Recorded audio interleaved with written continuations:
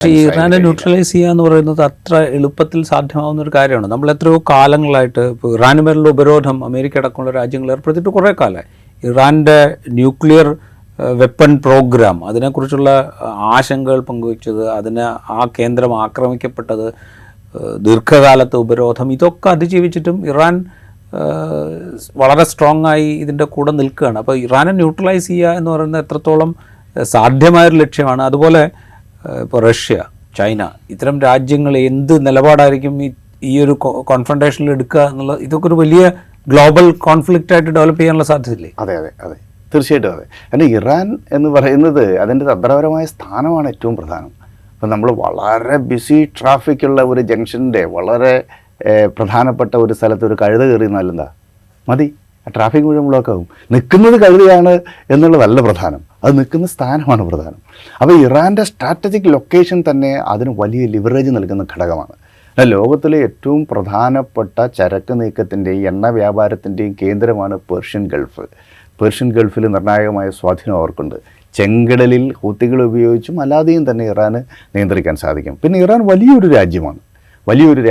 അത് ഒരു പരിധിവരെ ഇൻറ്റേർണലി ഇൻ്റഗ്രേറ്റഡ് ആണ്. അവർക്ക് വളരെ ശക്തമായ ഒരു സൈന്യമുണ്ട്, ശക്തരായ പിന്തുണക്കാരുമുണ്ട്.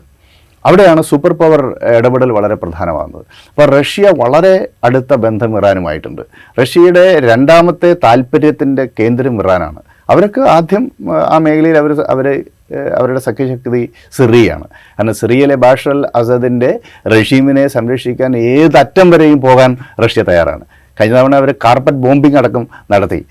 അതുകൊണ്ടാണ് ഫ്രീ സിറിയ ആർമിക്കൊന്നും അവിടെ ഒരു മുന്നേറ്റം ഉണ്ടാക്കാൻ സാധിക്കാത്തത്. ഇപ്പോൾ റഷ്യയുടെ നേരിട്ടുള്ള സൈനിക പുട്ടിൻ്റെ ശക്തമായ സൈനിക ഇടപെടൽ കൊണ്ട് മാത്രമാണ് ബാഷർ അൽ അസദിൻ്റെ ഭരണകൂടം ഇന്ന് സിറിയയിൽ നിൽക്കുന്നത്. അപ്പം സിറിയ, ഇറാൻ, റഷ്യ അച്ചുതണ്ട ഒരു യാഥാർത്ഥ്യമാണ്.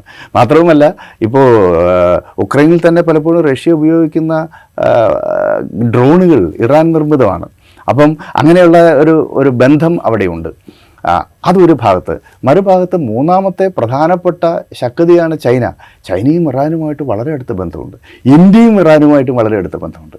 അപ്പോൾ ഈ രാജ്യങ്ങളൊന്നും തന്നെ ഇറാനെതിരായിട്ടൊരു നിലപാട് സ്വീകരിക്കില്ല. ഇപ്പോൾ അമേരിക്ക പ്രഖ്യാപിച്ചിട്ടുള്ള ഈ വലിയ ഉപരോധത്തിലൊന്നും പങ്കെടുക്കുന്നില്ല ഈ രാജ്യങ്ങൾ. അതിൽ ചൈനയില്ല, റഷ്യയില്ല, ഇന്ത്യ ആകട്ടെ അമേരിക്ക പറയുന്നിടത്തല്ല, നമ്മുടെ താല്പര്യത്തിനനുസരിച്ചുള്ള ഇടപാടാണ്. അപ്പോൾ അതുകൊണ്ട് ഇറാനെതിരായിട്ടുള്ള ഉപരോധം വിജയിക്കാത്തതിൻ്റെ കാരണം അതാണ്. അപ്പോൾ ഇത്തരം ഘടകങ്ങളുണ്ട്. അതുകൊണ്ട് അമേരിക്കയോ പാശ്ചാത്യ ബ്ലോക്കോ ഇറാന് മേലെ ചുമത്തുന്ന ഈ കഠിനമായ ഉപരോധത്തെ അതിജീവിക്കാൻ അവർക്ക് കഴിയുന്നത് റഷ്യയുടെ പിന്തുണയുണ്ട്, ചൈനയുടെ പിന്തുണയുണ്ട്, ഷിയ സഖ്യത്തിൻ്റെ പിന്തുണയുണ്ട്, ഇന്ത്യയെപ്പോലെയുള്ള രാജ്യങ്ങളുടെ മാനസികമായ ഇറാൻ വിരുദ്ധതയില്ലാത്ത സമീപനമുണ്ട്. ഈ ഘടകങ്ങളെല്ലാം ചേർന്നതുകൊണ്ടാണ്. അതുകൊണ്ട് ഇറാനെ നേരിട്ട് ആക്രമിക്കാത്തതും അതുകൊണ്ടാണല്ലോ. മാത്രമല്ല, അവരുടെ ന്യൂക്ലിയർ ശേഷിയൊക്കെ ഒരു പരിധിവരെയൊക്കെ അവർക്കുണ്ടാകും. ബോംബുണ്ടാക്കാനുള്ള ശേഷിയൊന്നും ഇല്ലെങ്കിലും 1950-കളിൽ തന്നെ ഇറാൻ അതിൻ്റെ ഈ ന്യൂക്ലിയർ പ്രൊജക്റ്റ് അമേരിക്കയുടെ സഹായത്തോടു കൂടി, അന്ന് റേസ ഖാൻ പഹ്ലവിയുടെ സർക്കാരുള്ള കാലമാണ്, അന്ന് ആരംഭിച്ചാണ്. ഇപ്പോൾ തന്നെ അവിടെ ബുഷ്കർ 1, ബുഷ്കർ 2 ന്യൂക്ലിയർ പ്ലാന്റുകളിൽ അവർക്ക് ഈ യുറാനിയം സമ്പുഷ്ടീകരണത്തിനുള്ള ശേഷി അവർ കൈവരിച്ചിട്ടുണ്ട്.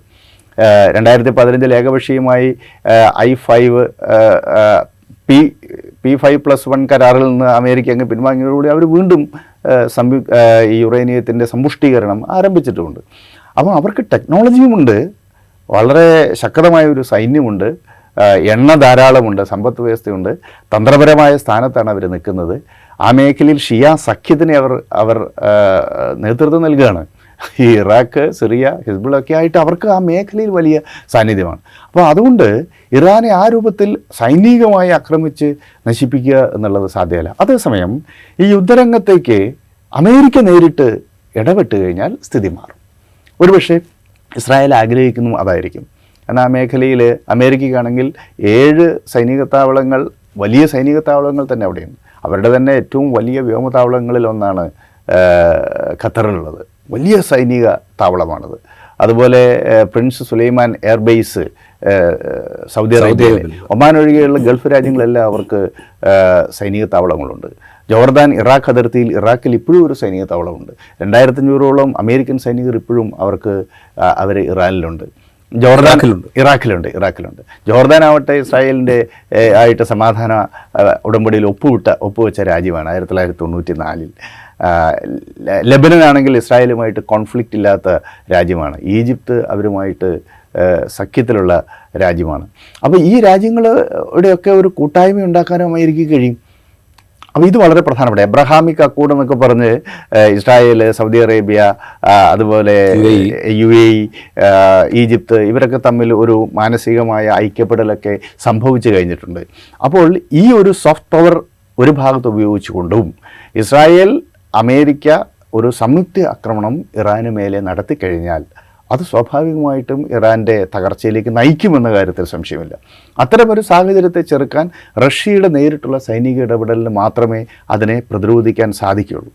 അത് ഒരുപക്ഷെ ഇപ്പോഴുണ്ടാവില്ല എന്നവർ കരുതുന്നുണ്ടാവും. കാരണം ഉക്രൈൻ നീണ്ടുപോകുന്നത് കൊണ്ട് അവർക്ക് മറ്റൊന്നിലും ശ്രദ്ധിക്കാൻ പറ്റാത്ത ഒരു സാഹചര്യമുണ്ട്. മാത്രവുമല്ല അവരുടെ ചൈനീസ് ആശ്രിതത്വം വലിയ രൂപത്തിൽ വർദ്ധിക്കുകയും ചെയ്തു. അപ്പം റഷ്യക്ക് മാത്രമാണ് അത്തരമൊരു ആക്രമണത്തെ പ്രതിരോധിക്കാൻ അല്ലെങ്കിൽ അത് ചെയ്യാൻ പാടില്ല എന്ന ഒരു വീറ്റോ പുറപ്പെടുവിക്കാൻ ശക്തിയുള്ള ഒരു രാജ്യം.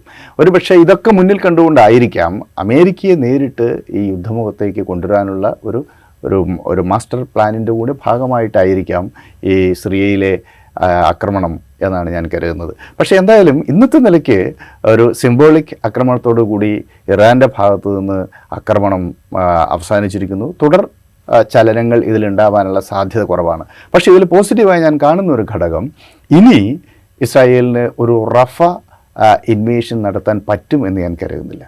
അങ്ങനെ വരുമ്പോൾ നിലവിലുള്ള ഒരു സാഹചര്യത്തിൽ ഒരു പക്ഷേ അവർക്കൊരു ബഫർ സോൺ സൃഷ്ടിക്കാൻ പറ്റിയേക്കാം. ഗസയ്ക്കും ഇസ്രായേലിൻ്റെ അതിർത്തിക്കും ഇടയിൽ കുറേ പ്രദേശങ്ങൾ ഒരു ബഫറായി ഇട്ട് അവിടെ ബിൽഡിങ്ങുകളൊന്നുമില്ല, സെറ്റിൽമെൻ്റ് ഇല്ലാതെ തരിശായിട്ട് ഇട്ട് കഴിഞ്ഞാൽ അത് ഇസ്രായേലിൻ്റെ സുരക്ഷിതത്വം ഉറപ്പാക്കും. പ്രത്യേകിച്ച് നോർത്തേൺ ഗസ, സെൻട്രൽ ഗാസ മേഖലയിൽ റഫ മേഖല അങ്ങനെ തന്നെ നിലനിർത്തിക്കൊണ്ട് ഒരു പക്ഷേ ഈ യുദ്ധം അവസാനിക്കാനുള്ള ഒരു സാധ്യതയിലേക്കാണ് നീങ്ങുന്നത്. കാരണം ഇനിയൊരു റഫ ഇൻവേഷൻ ഇസ്രായേലിന് നടത്താൻ പറ്റുന്ന ഒരു ആഗോള സാഹചര്യം ഇപ്പോഴില്ല എന്നാണ് ഞാൻ കരുതുന്നത്.